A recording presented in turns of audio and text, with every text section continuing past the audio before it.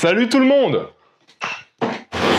Bienvenue dans Balance ton film, l'émission où je regarde vos films et où j'en parle à genre la terre entière. Oui, à la terre entière, ou alors aux 3 personnes qui regardent les vidéos, quoi. L'idée, elle est toute simple, vous la connaissez, on a déjà fait un Balance ton film avant. Vous choisissez un film, un seul en commentaire. Un film, je sais pas, dont vous aimez parler en soirée, dont vous aimez parler en société. Vous trouvez qu'il est pas assez connu, vous trouvez qu'il n'y a pas assez de gens qui l'ont vu. Vous aimeriez en parler à toute une communauté, écoutez, mettez-le en commentaire. Je fais un tirage au sort, je sélectionnerai 3 films au hasard, je les regarde et j'en parle ensuite dans un Balance ton film, je fais une sorte de retour post-visionnage. Et d'ailleurs, merci à tous ceux qui ont participé la semaine dernière, vous avez été, je sais pas, presque 500, même peut-être plus je crois. C'est assez dingue pour un premier épisode, donc merci à tous. Cette semaine les amis, vous m'avez gâté parce que vous m'avez balancé 3 films que j'avais pas vus, mais 3 films que je regrette vraiment pas d'avoir découvert.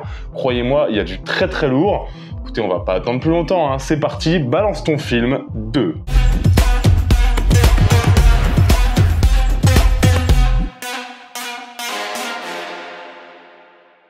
Le premier film qui nous a été conseillé, c'est un film qui a été conseillé par quelqu'un qui s'appelle Anima Darakonis, et ça a été une belle piqûre de rappel, parce qu'en vrai, ce film, je voulais le découvrir depuis un long moment, parce que j'adore son réalisateur. Il est réalisé par un mec dont on a déjà parlé sur Intercut, dans la vidéo Joker en mieux, je crois. Ce mec, je vais complètement écorcher son nom parce que j'ai fait l'énorme erreur de prendre allemand LV2. C'est un espagnol qui s'appelle Alex de la Iglesia, qui est un réalisateur au cinéma extrêmement libre, que j'adore, et je vous avais déjà parlé de Balada Tristi. Ici, je vais vous parler d'un film qu'il a réalisé qui s'appelle Le Jour de la Bête.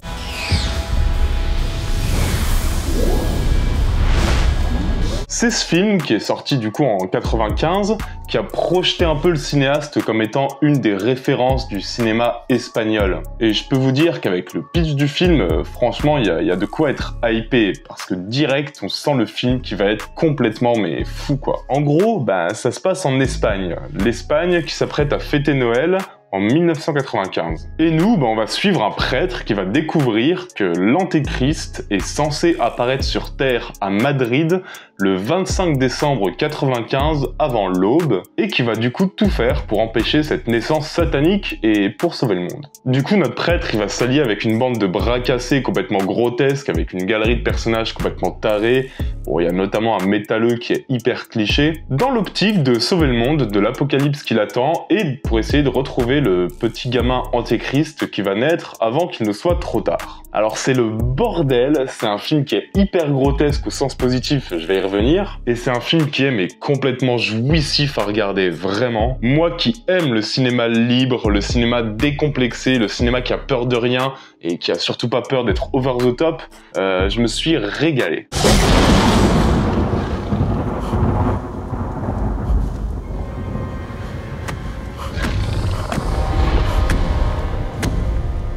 Donc on est sur une comédie horrifique, je pense que vous l'avez deviné, une comédie qui est du coup, comme je disais, grotesque dans le très bon sens du terme, parce que c'est une comédie qui ne s'interdit rien, et surtout pas de flirter avec le ridicule. J'avais déjà vu ça dans Balada Tristi, qui est un peu ma référence avec ce réalisateur, qui mettait en scène un clown psychopathe obsédé par la vengeance et qui défonce des nationalistes espagnols à la pelle.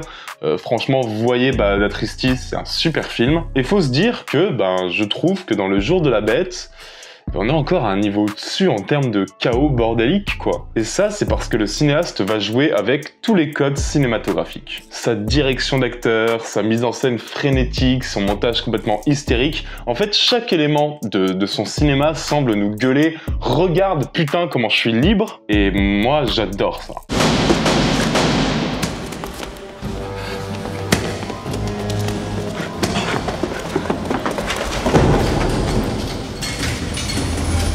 Ça part dans tous les sens, franchement ça part vraiment dans tous les sens, ça mélange les genres, de l'horreur on va passer à la pure comédie complètement what the fuck, de l'action brutale on va passer à une sorte de road movie avec des freaks complètement ravagés. C'est vraiment un film qui sent le trip sous LSD Et je pense que c'est vraiment un genre de cinéma qui marque, parce que vraiment ça suinte l'amour du cinéma, et ça a une espèce de d'amour et de joie de faire du cinéma qui est hyper communicative. Et vous savez ça à qui ça me fait penser? Ça me fait un peu penser à deux réals plutôt connus, hein. Ça me fait penser au jeune Sam Raimi et au jeune Peter Jackson quand ils réalisent Evil Dead ou Brain Dead par exemple. Au nom du Seigneur, je vous botte là-dessus. J'ai pensé à eux tout le long du Jour de la Bête, parce que eux aussi c'est des sortes de lettres d'amour complètement fauchées, qui s'interdisent rien et qui veulent juste faire du cinéma fun, décomplexé, généreux, et du coup moi je trouve que c'est hyper important d'avoir ce genre de propositions en fait, dans le paysage cinématographique. Et le Jour de la Bête, c'est aussi complètement ça. Avec, encore même un peu plus d'argent, même peut-être un peu plus de maîtrise, je dirais, et un humour qui a peut-être même un peu mieux fonctionné sur moi, mais peut-être qu'il aurait sa place dans un C'est comme Brain Dead en mieux, hein. En tout cas, franchement, un grand merci à toi, Anima Darakonis, malgré ton nom très chelou. C'est une super proposition, ça m'a fait hyper plaisir de le découvrir et j'espère que beaucoup d'entre vous sur cette chaîne vont sauter sur ce film, parce que c'est vraiment un film hyper plaisant à voir et c'est vraiment un super film.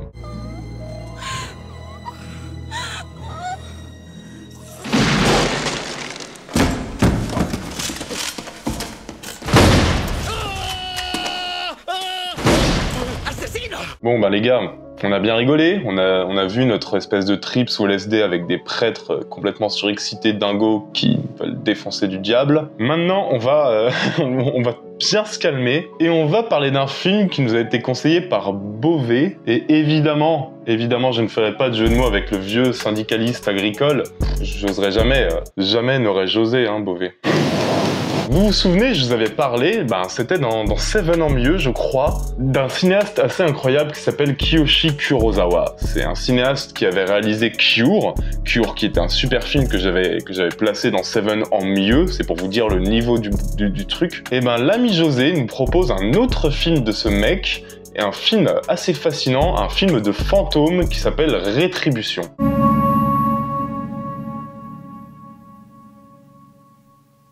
On va suivre le détective Yoshioka, qui est un peu un vieux de la vieille, qui est un peu un détective un petit peu désabusé, qui enquête sur le meurtre d'une femme inconnue, une femme en robe rouge qui est morte noyée. Et le souci, c'est que tous les indices le ramènent à lui-même. Le seul suspect valable et crédible dans cette enquête, c'est lui. Il va retrouver ses empreintes digitales sur le corps, il va retrouver un bouton de sa veste près de la victime, etc.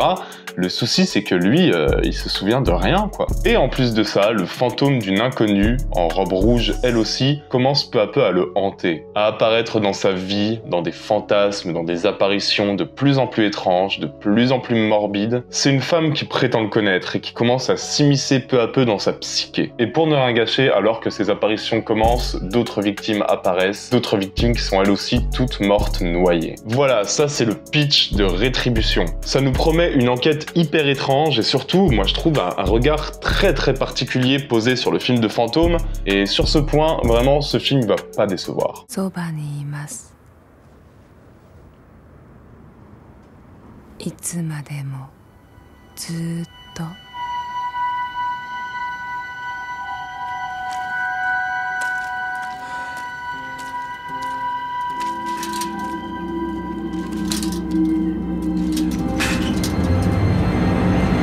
D'abord, Kiyoshi Kurosawa, il est très fort pour poser une atmosphère froide, mais même pas froide en fait, mais glaciale en fait. Par une mise en scène hyper clinique que, franchement, un certain David Fincher n'aurait vraiment pas renié, hein. Je comprends le lien que vous avez fait avec Seven. Tout est millimétré, tout est précis, le rythme est hyper pesant, la narration est labyrinthique, et on se retrouve bien souvent perdu dans une histoire dont l'ampleur grandit à chaque étape, à chaque situation, à chaque élément, parce que on part d'une enquête qui est alors certes, qui est quand même une enquête assez étrange, mais qui reprend en soi pas mal d'éléments connus. Une femme qui est morte, qui hante le personnage principal, qui est un vieux de la vieille désabusé. Mais le truc, c'est qu'à partir de cette enquête, le film va prendre des virages fous et va aller vers une sorte d'exploration de la psyché humaine. Une psyché qui est d'ailleurs dans ce film assez chaotique, hein.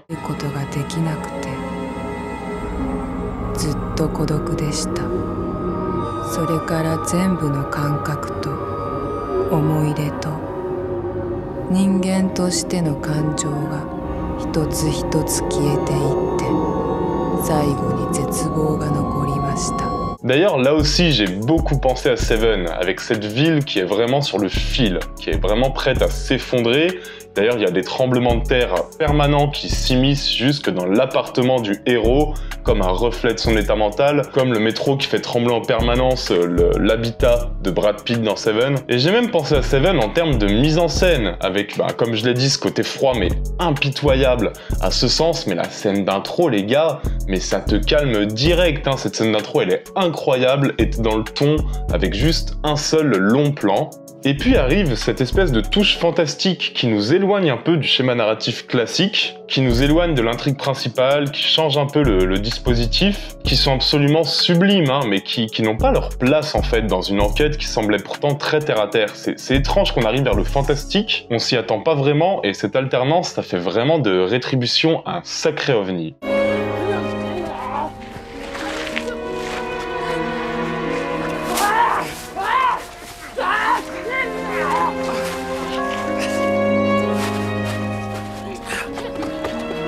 Après les gars, Rétribution, c'est pas un film facile, hein. J'irais même jusqu'à dire que c'est quand même un film assez déchirant. Je vais pas te mentir, Beauvais, tu m'as pas mis dans la meilleure ambiance du monde, mais c'est aussi une des raisons pour laquelle j'ai lancé ce format, pour que vous et moi, on découvre des films vers lesquels on n'irait pas forcément naturellement, et qui sont produits de la cinéphilie des gens qui suivent cette chaîne, et qui sont surtout des films qui pourront nous marquer un long moment, et croyez-moi, Rétribution, de son introduction sacrément dure jusqu'à ce final en forme de cri de désespoir, ça va vous marquer, hein. Alors toi, Beauvais, je sais pas trop comment tu le vendrais. Moi, j'aurais tendance à le conseiller à ceux qui aiment les films policiers, qui s'éloignent pas trop d'un film d'horreur en fait. Mais un film d'horreur moins à cause des apparitions du fantôme que de la représentation des hommes, de leur psyché, de la ville, de leur environnement. En tout cas, c'est vraiment pas juste un bon film, c'est vraiment un grand film. Alors merci beaucoup, et vous devriez foncer si vous avez aimé Seven ou les films qui s'en rapprochent.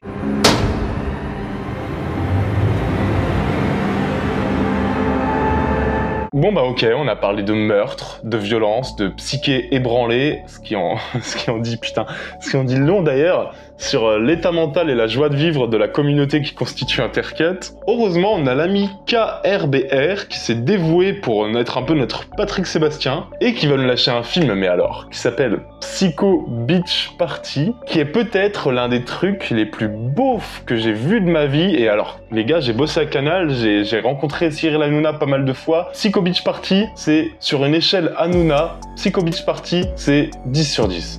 Je vais vous raconter un peu le bordel, vous allez comprendre.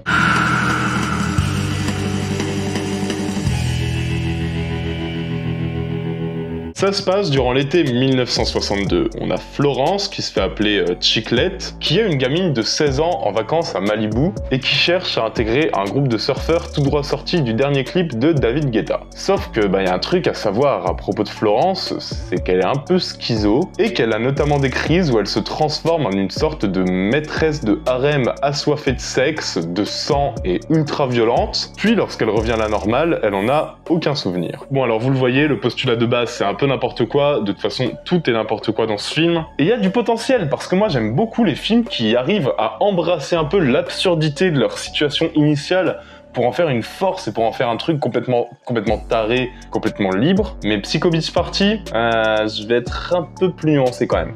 Numero uno, the water's what I crave. More than anything, I live for Mother Wave. More than anything, I live for Father Fuck. Florence. I'm afraid you got the wrong girl. Donc vous vous en doutez, on va être sur un film kitsch et gras qui s'amuse à enchaîner les séquences bizarres dans la joie et la bonne humeur, et ça marche, ça ok, c'est communicatif. Les acteurs en font des caisses, le côté old school est tellement poussé qu'on comprend bien vite que le film n'aura aucune limite, ça vraiment j'aime bien. Ce que j'aime un peu moins, c'est le manque d'ambition dans la réalisation. Parce qu'alors, ok, c'est un film fauché, hein, certes, je suis d'accord, mais vraiment la photographie elle est vraiment plate quoi, elle est trop plate pour un film qui se veut aussi fou. Et même plus gênant encore, on a parfois l'impression, enfin du coup en tout cas moi c'était mon cas pendant le visionnage, que le cinéaste il veut juste filmer de manière illustrative, qu'il a posé sa caméra à l'endroit où on voyait tout le monde, mais qu'il n'y a pas vraiment de parti pris et même j'ai envie de dire pas vraiment de réflexion derrière quoi. Dance, fools! Dance! That ain't the way a virgin should act. Kiss my ass, flunky. Et ça c'est dommage, parce qu'un peu de folie et d'inventivité visuelle, ça aurait suffi à faire de Speech un sacré film. Je veux dire, il y a du potentiel, et même parfois du potentiel qui est exploité, ça je suis ok. Les blagues s'enchaînent à 1000 à l'heure, certaines sont franchement drôles, d'autres nous font rire par leur débilité profonde. Franchement, globalement, on s'amuse devant Psycho Beach Party, c'est un film, et surtout que c'est un film qui a l'intelligence d'être assez court, et qui du coup fait la blague si t'as envie de boire de la bière ou de la vodka seul chez toi parce que tu déprimes après ta journée de taf horrible comme ça m'arrive très souvent. C'est donc ça ma vie, putain. Mais voilà, il y a quand même un certain manque d'ambition que j'ai un peu du mal à justifier par le simple fait que oui, c'est un film fauché, oui, c'est une parodie, oui, c'est une espèce de caricature des films des années 60. Je veux bien, je l'entends, hein, mais ce sera pas suffisant pour moi pour excuser l'amateurisme de la mise en scène ou de la direction d'acteur, ou le fait que finalement, bah, ça n'aille jamais vraiment assez loin pour moi, quoi. Désolé KRBR, hein, c'est clairement pas le film que j'aurais préféré dans ces 3 films, mais après, bon, dans un sens, les 2 étaient assez incroyables, et celui-ci, comme je l'ai dit, il a quand même quelques qualités, si vous voulez vous détendre un gros coup, il fera la blague. C'était Psycho Beach Party. Alright guys, come on, that's enough. No!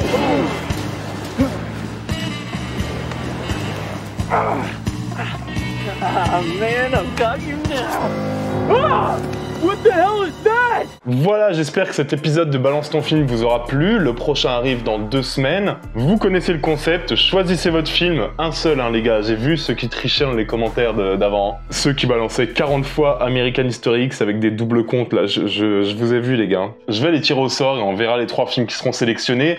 N'hésitez pas à partager cette chaîne, à partager surtout ce format, parce que c'est un nouveau format qui a besoin de votre aide, qui est coopératif, collaboratif. Plus on est nombreux, plus ce format aura de la force. N'oubliez jamais non plus, c'est très important, que vous êtes les meilleurs. Nous, on se retrouve très bientôt. Ciao à tous, bisous.